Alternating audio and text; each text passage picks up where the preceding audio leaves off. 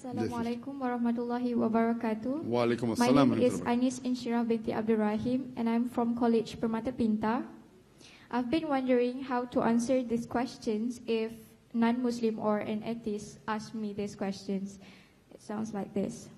If religious teach us to be a good person, to be kind to others, to remain peace and justice, why are there good atheists?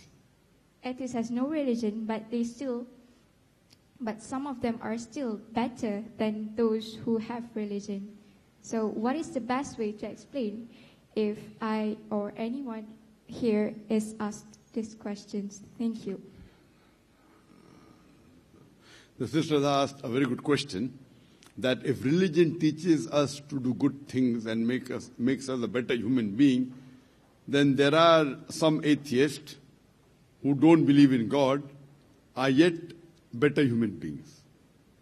On the face of it, I agree with that. On the face of it.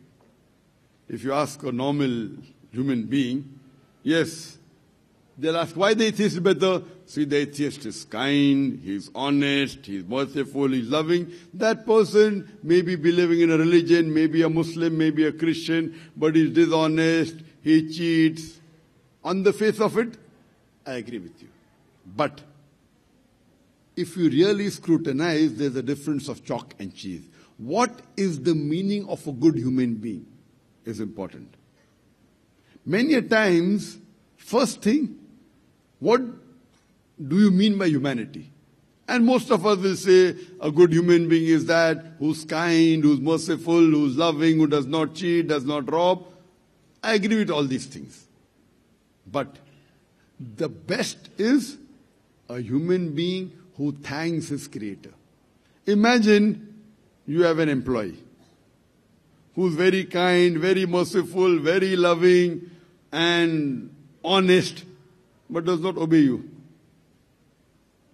Will you give him a bonus? He's your employee. Very kind, very merciful, does not cheat, does not harm anyone. You tell him, do this work. He doesn't obey you. He doesn't thank you. For a good human being, for good, number one he has to do is thank his creator. If he cannot thank his creator and is helping his other fellow being, which is more important? Thanking your creator is more important or helping your fellow beings? It is like there is in an examination, there are 5 questions. One question is compulsory, you have to pass. Others are optional. From that 5, you answer any 2. But in that question 1, if you fail the test. The others is important, but yet you can pass. Something like you have to pass. And if you sit in the examination and the first question you don't get marks or get low marks, so will you pass the examination? Will you pass? Like, when I was in school, when I passed my 10th standard, there were 6 compulsory subjects. 6. And other optional subjects were there. Optional. In the 6 compulsory subject, if you fail English, history, geography, science, Hindi, 6.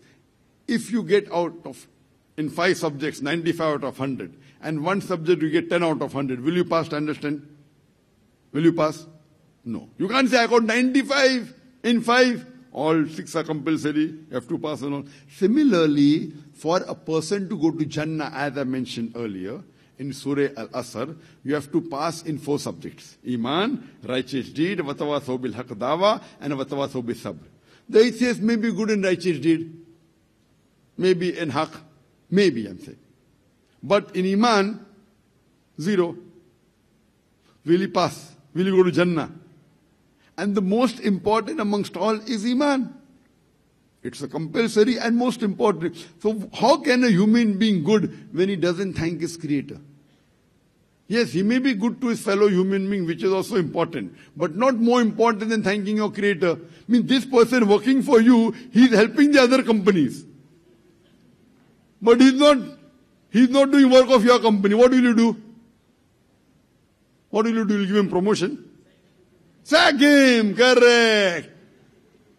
So Almighty God, who's the creator, who's given you this body, who's given you everything, this niyama, you are helping others. All the other companies will say, very good person is so and so. But he doesn't follow the rules of his company. Doesn't do the work of his company. Doesn't thank his boss. Doesn't follow the instruction. So that's the reason, and according to me, he is not a good human being. He will fail because the compulsory instruction he's not following. He's not following his boss.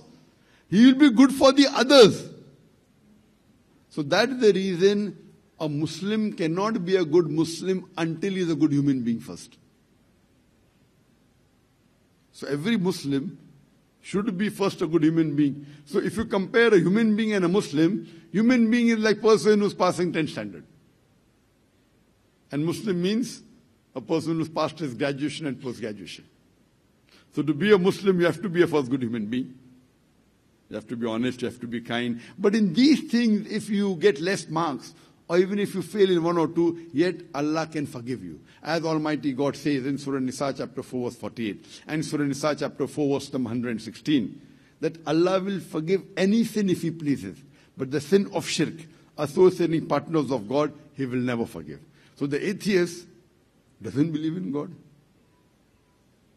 So others may think he's a good human being. For me, who has knowledge, I would say he is not a good human being. He may be good in certain aspects, but as a whole, compared to the other person who believes in religion, who passes in the main aspect and gets less marks in the others, yet he is a better human being than the atheist. But the best human being is that which passes in all the four criteria. Has the iman, has righteous deed, believes in God, worships Him, is honest, does not lie, does not cheat, helps the other. He is the best.